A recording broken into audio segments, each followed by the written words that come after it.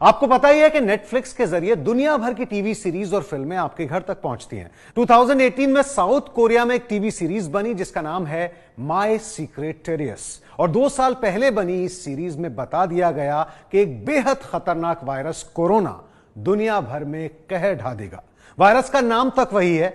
Internet पर तूफान आ गया इस खबर के बाद। माय सीक्रेट टेरियस, 2 लाइन में इस सीरीज की कहानी आपको बताता हूं। एक सीक्रेट एजेंट है जिसका एक बेहद इंपॉर्टेंट मिशन फेल हो जाता है, नाकाम हो जाता है, और वो उसके बाद खुद को दुनिया से अलग कर लेता है। लेकिन फिर अचानक एक दिन उसके एक पड़ोसी की मौत हो जाती है। यह मौत बेहद अजीबोगरीब तरीके से होती है, और फिर यह सीक्रेट एजेंट उस मौत के पीछे के रहस्य को जानने की कोशिश करता है, और तब खुलता है कोरोना का राज। इस सीरीज के सीजन 1 के 10th एपिसोड में 53rd मिनट 53वें मिनट पर यह सीन है जिसके बारे में मैं आपको बता रहा हूं। ध्यान से सुनिए, मैं आपको तस्वीरें दिखा रहा हूं और नीचे लिखे हुए सबटाइटल्स पर भी ध्यान दीजिए। तो यह सीन है जिसमें एक डॉक्टर किसी को फाइल देती है और कहती है कि हमें और ज्यादा रिसर्च करना चाहिए क्योंकि यह एक म्यूटेंट कोरोना वायरस की तरह दिख रहा है। यह बात सुनकर सामने खड़ी महिला हैरान होकर पूछती है, कोरोना? लेकिन बात तो मर्स वायरस की हो रही थी। डॉक्टर कहती है मर्स, सार्स, सामान्य फ्लू, ये सब एक ही तरह के वायरस होते हैं, लेकिन कोरोना वायरस रेस्पिरेटरी सिस्टम या फेफड़ों पर हमला करता है। तो महिला पूछती है कि क्या यह वायरस इतना खतरनाक है कि किसी ने इसका इस्तेमाल एक हथियार यानी बायोलॉजिकल वेपन के रूप में किया होगा?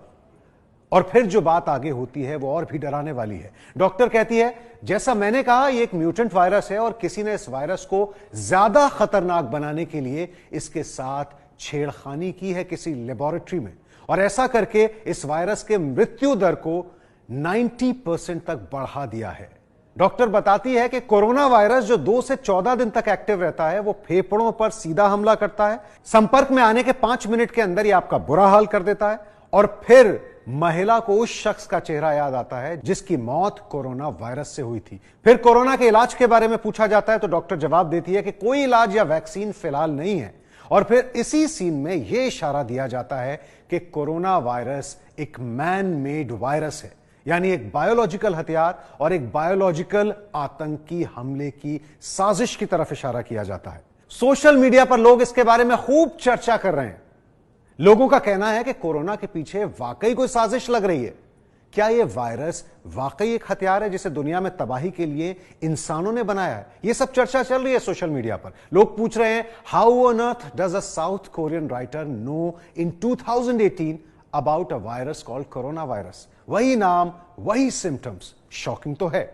यह सीरीज माय सीक्रेट टेरियस फिलहाल भारत के दर्शकों के लिए नहीं है, अमेरिका और यूके के दर्शकों के लिए है, लेकिन यह क्लिप आपको आसानी से इंटरनेट पर मिल जाएगी। देखिए और सोचिए क्या क्या हो रहा है दुनिया में। फिक्शन और सच के बीच की लाइन मिटती हुई सी लग रही है।